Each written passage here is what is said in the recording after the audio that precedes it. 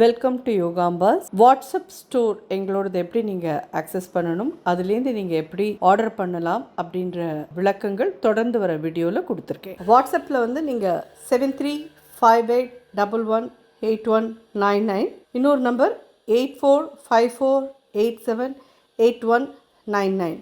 இது ரெண்டையும் நீங்கள் வாட்ஸ்அப்பில் யோகாம்பால் ஷாப் அப்படின்னு சேவ் பண்ணிட்டு வாட்ஸ்அப் வழியாக நீங்கள் கேட்லாகை பார்த்துட்டு உங்களுக்கு என்னென்ன தேவையோ அதை ஆட் டு த கார்ட் கொண்டு வந்துட்டு அதை நீங்கள் வந்துட்டு யோகாம்பாஸ்க்கு ஃபார்வர்ட் பண்ணினீங்கன்னா உங்களுக்கு அந்த திங்ஸ்லாம் நாங்கள் அனுப்பி வைக்கிறதுக்கு ரெடியாக இருக்கோம்.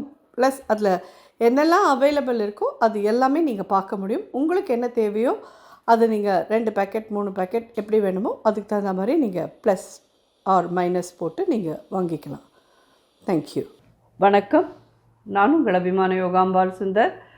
இன்றைக்கி வந்து ஒரு டிஃபன் ஐட்டம் என்னதுன்னு சொல்லி பார்த்தேன்னா இன்ஸ்டண்ட்டாக பண்ணுற தேங்காய் ஊத்தப்பம் ஆர் தேங்காய் அப்பம், நீங்கள் எப்படி வேணால் சொல்லிக்கோங்க. இன்ஸ்டண்ட்டாக அதை பண்ண போகிறோம்.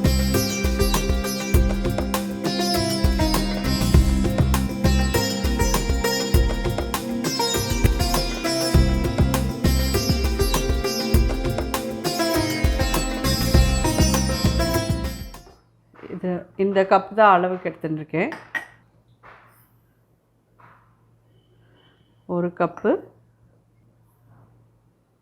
2 கப்பு ரவை, இதே மாதிரி 1 கப்பால் அரிசி மாவு 1 கப்பு, அதே மாதிரி அவல் 1 கப்பு. இது நல்லா தண்ணி விட்டு மிக்ஸ் பண்ணிடலாம். அவல் வந்து நான் எடுத்துகிட்டு இருக்கிறது கெட்டி அவல். உங்களுக்கு என்ன அவல் உங்கள்கிட்ட கிடைக்கிறதோ அதை நீங்கள் எடுத்துக்கலாம். எதாக இருந்தாலும் பரவாயில்ல. இது அப்படியே வந்து ஒரு 10 நிமிஷத்துக்கு ஊறட்டும். மூடி போட்டு வச்சுருக்கோம். 1 கப் கிட்ட அதாவது இந்த கண்ணாடி கப்பால் 1 கப் கிட்ட தண்ணி விட்டுருக்கேன். இது பாக்கி எல்லாம் இதுலேயே அளந்து எடுத்துட்டுருக்கேன். ஸோ இது நல்லா ஊறட்டும், நம்ம பாக்கியெல்லாம் பார்க்கலாம். இது வந்து நம்ம இந்த ஆப்ப சட்டியில் தான் வாக்கணும் அப்படின்றதில்ல, தோசை தவாவில் கூட நீங்கள் இதை வாக்கலாம். இதோடு கூட நீங்கள் என்ன சட்னி வேணாலும் பண்ணிக்கலாம். ஆர் நீங்கள் வந்து வேறு ஏதாவது நல்ல மசாலா குழம்பு மாதிரி பண்ணிக்கிறேன் அப்படின்னாலும் பண்ணலாம். இல்லை சனா அதாவது கடலைக்கறி பண்ணுறேன்னாலும் பண்ணிக்கலாம். நீங்கள் எது வேணாலும் இதோடு பண்ணி தொட்டுன்னு சாப்பிட்லாம். ரொம்ப சாஃப்டாக ரொம்ப ரொம்ப நல்லாயிருக்கும்.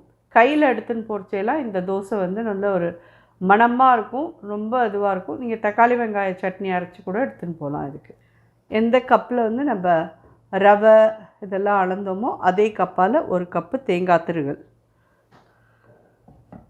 ஒரு 1 டீஸ்பூன் கிட்ட சர்க்கரை. இது என்னென்னு கேட்டீங்கன்னா ட்ரை ஈஸ்ட். இது ஒரு 1/2 டீஸ்பூன் போடுறேன். இந்த தோசைக்கு தேவையான உப்பு ஒரு 1/2 டீஸ்பூன் போடுறேன். ஆப்பத்துக்கு தேவையான உப்பு 1/2 டீஸ்பூன் போட்டிருக்கேன். பார்த்தீங்கன்னா உங்களுக்கே தெரியும். இன்னும் ஒரு 5 நிமிஷம், ஒரு 5 நிமிஷம் ஆயிருக்கு. இன்னும் ஒரு 5 நிமிஷம் இது ஊறட்டும். ஊறின அப்புறம் இதையும் சேர்த்து இந்த மிக்சியில் போட்டு நல்லா கெட்டியாக, அதாவது இட்லி மாவு பதத்தில் இருக்கட்டும். நீங்கள் இதை அரைச்சி எடுத்துன்னு வந்துடுவோம். இட்லி தோசை மாவு நம்ம அரைக்கிறச்சி ரொம்ப தோசை மாவு தண்ணியாக வச்சு போய் பார்த்தீங்களா, அப்படி இல்லாமல் இட்லி மாவு பதத்துக்கு கொஞ்சம் கெட்டியாக இருக்கிற மாதிரி அரைச்சி எடுத்துன்னு வந்துட்டு ஒரு 1/2 அன் ஹவர் இது ஊறினாலே 1/2 அன் ஹவர் டு 1 ஹவர் இந்த அடிக்கிற வெயிலுக்கு ஈஸ்ட்டு போட்டிருக்கிறதுக்கு அதுக்கும் ஈஸியாக உங்களுக்கு வந்து ஃபர்மெண்ட் ஆகிடும். 1 ஹவரில் அது ஃபர்மெண்ட் ஆகிடும். அதுக்கப்புறம் நீங்கள் அழகாக அது தோசைக்கல்லில் வாத்துடலாம். ஸோ இது இல்லைன்னா இன்னும் ஒரு 10 நிமிஷம் ஊறட்டும். 5 நிமிஷம் ஆகிடுத்து. இன்னொரு 5 நிமிஷம் ஊறினா இது தயாராகிடும். இது எல்லாத்தையும் சேர்த்து அரைச்சின்னு வந்துட்டு பார்க்குறேன் உங்களை. மாவு பார்த்தீங்கன்னா அரைச்சி வச்சு ஒரு 1 ஹவர் ஆகுது. நல்லா ஃபர்மெண்ட் ஆகிருக்குது. நம்ம வச்சிருந்ததுலேருந்து கொஞ்சம் இதாகிருக்குது. ஸோ இதில் இப்போ வாக்கலாம். அது எதுக்கு அந்த சர்க்கரை போடணுமா அப்படின்னு சொல்லி கேட்டீங்கன்னா, அந்த ஒரு 1 டீஸ்பூன் சுகர் வந்து அந்த ஈஸ்ட்டை வந்து கொஞ்சம் ஆக்டிவேட் பண்ணும். அதுக்கோசரம் அது போட்டேன்னா தான் நல்லாயிருக்கும். ஏன்னா இன்ஸ்டண்ட்டாக பண்ணுறோம் இல்லையா, இல்லைன்னா புளிப்பே இருக்காது.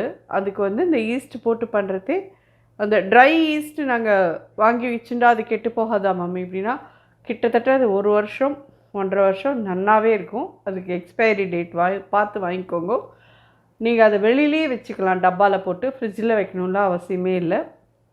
அப்படியே நீங்கள் எப்போ வேணுமோ இந்த மாதிரி இன்ஸ்டண்ட்டாக நீங்கள் தோசை டோக்லா அதெல்லாம் பண்ணுறது எல்லாம் நீங்கள் அதை எடுத்துக்கலாம். நல்லா காஞ்சிருக்கு கல்.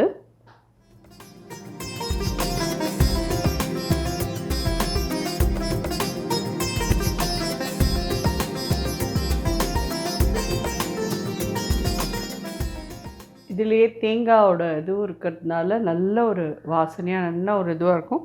மீடியம் ஹையில் வச்சுக்கோங்க, ரொம்ப பெருசாக வச்சுக்க வேண்டாம். மீடியம் ஹையில் வச்சுன்னு பண்ணினேன்னாலே நல்லா ஆகிடும். இது இந்த மாதிரி ஒரு சைடு வந்து குறைஞ்சபட்சம் ஒரு 2-3 நிமிஷம் அப்படியே இருக்கட்டும். உங்களுக்கே பார்த்தாலே தெரியும் நல்லா வேர்த்து கொட்டுண்டு. இது பாருங்க, மேலே நம்ம விட்ட மாவே தெரியாத இருக்கு பாருங்க. இன்னும் இந்த பக்கம் மட்டும் இருக்குது. அதனால் வச்சு மூடுறேன். திருப்பியும் எண்ணெய் எதுவுமே விடனா, வேணும்னா நீங்கள் ஒரு சின்ன ட்ராப் விட்டுக்கலாம். ஜென்ரலாக அப்படியே பண்ணிடலாம். தெரியுறதா உங்களுக்கு இவ்வளோ ஜோராக இருக்கு பாருங்க. அவ்வளோ சாஃப்டாக இருக்கும் இது. இன்னொன்று வைக்கலாம்.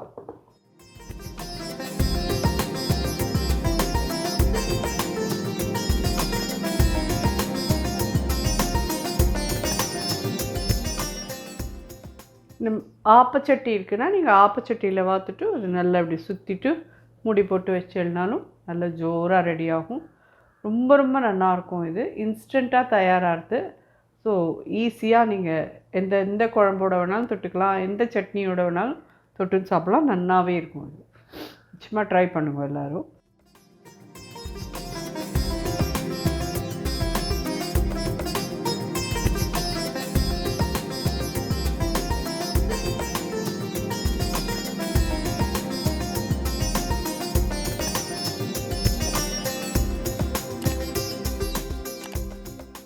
ட்ரை பண்ணி பார்த்துட்டு சாப்பிட்டு பார்த்துட்டு எப்படி இருந்தது எனக்கு ஃபீட்பேக் சொல்லுங்கள்.